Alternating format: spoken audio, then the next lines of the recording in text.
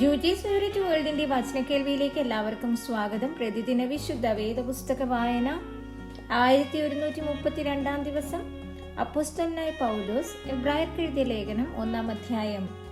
ദൈവം പണ്ട് ഭാഗമായിട്ടും വിവിധമായിട്ടും പ്രവാചകന്മാർ മുഖാന്തരം പിതാക്കന്മാരോട് അരുളി ചെയ്തിട്ട് ഈ അന്ത്യകാലത്ത് പുത്രൻ മുഖാന്തരം നമ്മോട് അരുളി ചെയ്തിരിക്കുന്നു. അവനെ താൻ സകലത്തിനും അവകാശിയാക്കി വെച്ചു. അവൻ മുഖാന്തരം ലോകത്തെയും ഉണ്ടാക്കി.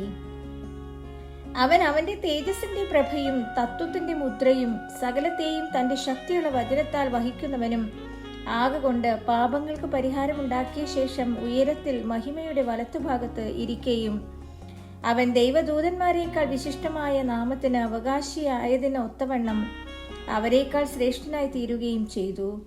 നീ എന്റെ പുത്രൻ, ഞാൻ ഇന്ന് നിന്നെ ജനിപ്പിച്ചിരിക്കുന്നുവെന്നും ഞാൻ അവന് പിതാവും അവൻ എനിക്ക് പുത്രനുമായിരിക്കുമെന്നും ദൂതന്മാരിൽ ആരോടെങ്കിലും വല്ലപ്പോഴും അരുളി ചെയ്തിട്ടുണ്ടോ?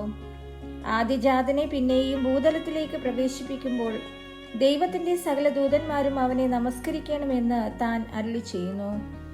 അവൻ കാറ്റുകളെ തന്റെ ദൂതന്മാരും അഗ്നിജ്വാലയെ തന്റെ ശുശ്രൂഷകന്മാരും ആക്കുന്നു എന്ന് ദൂതന്മാരെ കുറിച്ച് പറയുന്നു. പുത്രനോടോ, ദൈവമേ, നിന്റെ സിംഹാസനമെന്നും എന്നേക്കുമുള്ളത്, നിന്റെ രാജത്വത്തിന്റെ ചെങ്കോൽ നേരുള്ള ചെങ്കോൽ. നീ നീതിയെ ഇഷ്ടപ്പെടുകയും ദുഷ്ടതയെ ദേഷിക്കുകയും ചെയ്തിരിക്കയാൽ ദൈവമേ, നിന്റെ ദൈവം നിന്റെ കൂട്ടുകാരിൽ പരമായി നിന്നെ ആനന്ദ തൈലം കൊണ്ട് അഭിഷേകം ചെയ്തിരിക്കുന്നു എന്നും. കർത്താവേ, നീ പൂർവ്വകാലത്ത് ഭൂമിക്ക് അടിസ്ഥാനമിട്ടു. ആകാശവും നിന്റെ കൈകളുടെ പ്രവൃത്തിയാകുന്നു.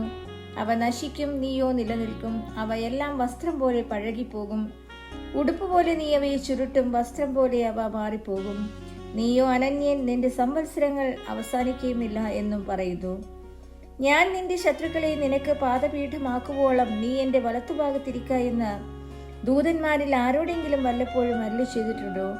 അവരൊക്കെയും രക്ഷ പ്രാപിപ്പാനുള്ളവരുടെ ശുശ്രൂഷയ്ക്ക് അയക്കപ്പെടുന്ന സേവകാത്മാക്കളല്ലയോ?